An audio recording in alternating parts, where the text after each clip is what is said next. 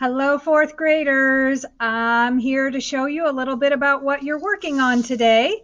So you will need your yellow packet of lesson 3, and we're going to turn to page 8. We're going to work on finding the surface area of triangular prisms.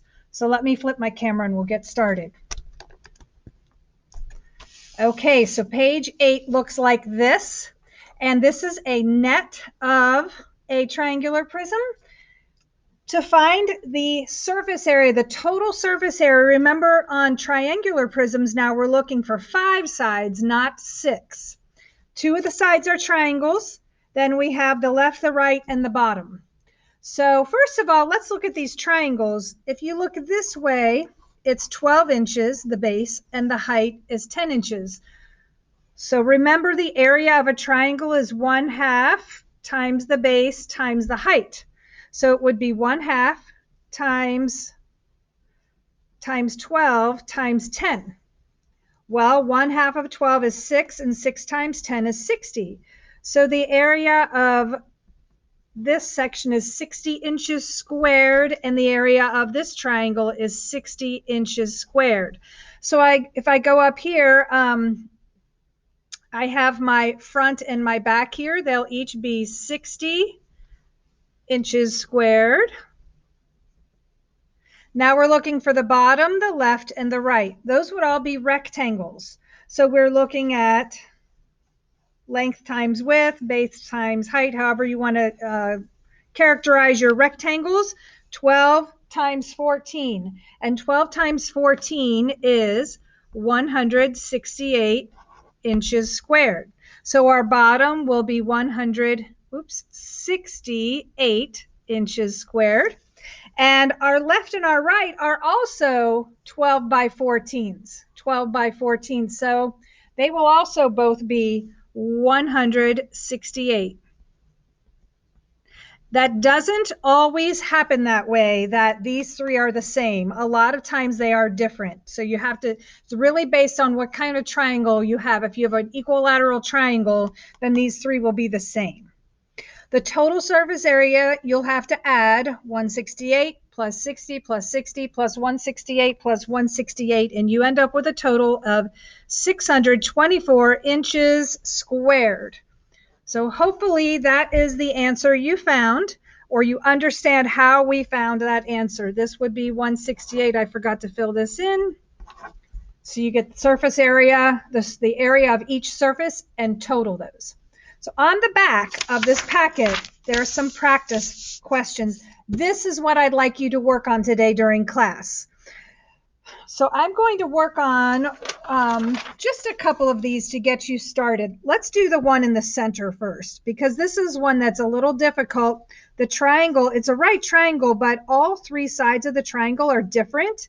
And that means that all 3 rectangle sizes will be different. So I'm going to just put a little thing off to the side here. These are going to be my 2 triangles, and then you'll also have 3 rectangles.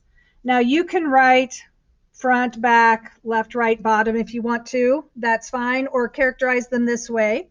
Remember, the area of our triangle would be 1/2 the base times the height. So 1/2 times 12 times 5. Well, 1/2 of 12 is 6, and 6 times 5 is 30. So one triangle, each triangle would be 30 square feet, or 30 feet squared. 30 feet squared.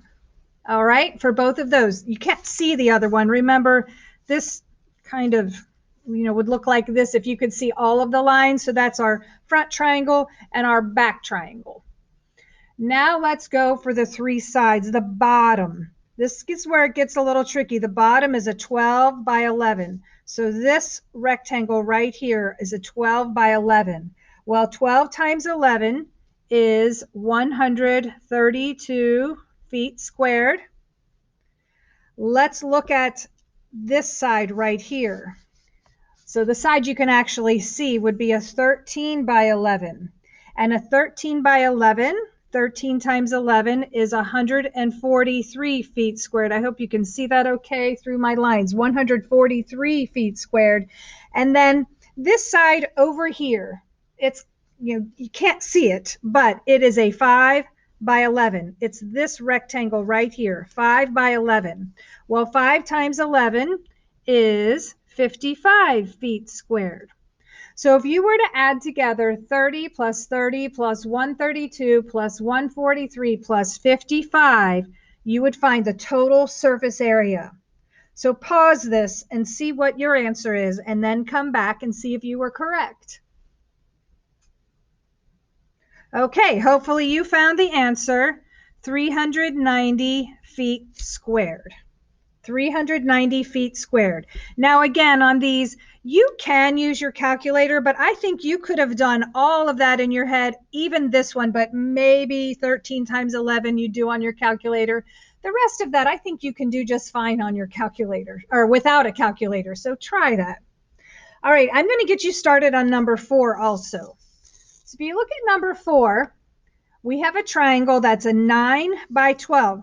The 15 is the hypotenuse. We don't need that to find the area of our triangle. The area of the triangle would be 1/2 times 12 times 9.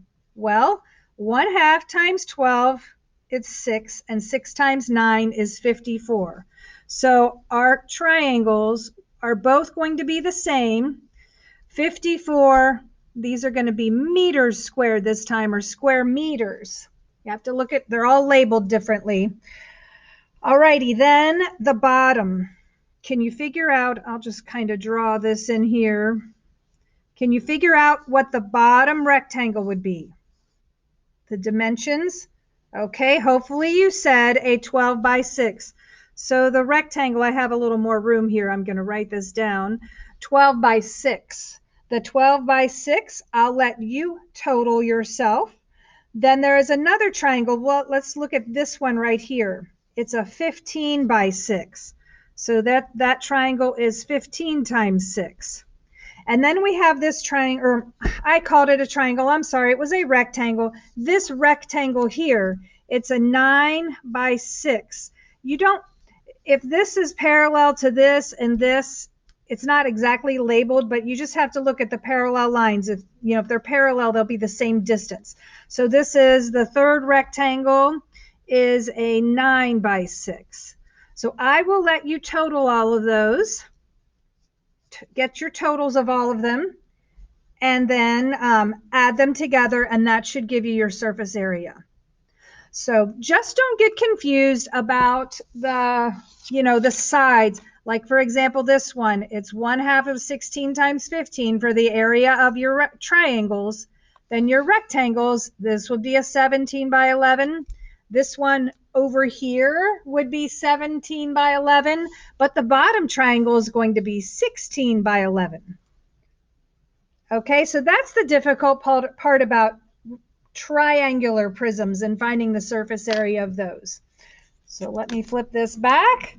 I hope you can do this well on your own. I have confidence you can. Some of you did this really well with the task cards we had last Wednesday.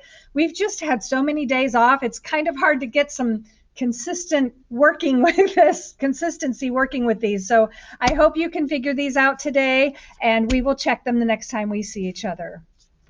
Good luck. I know you'll be able to do them.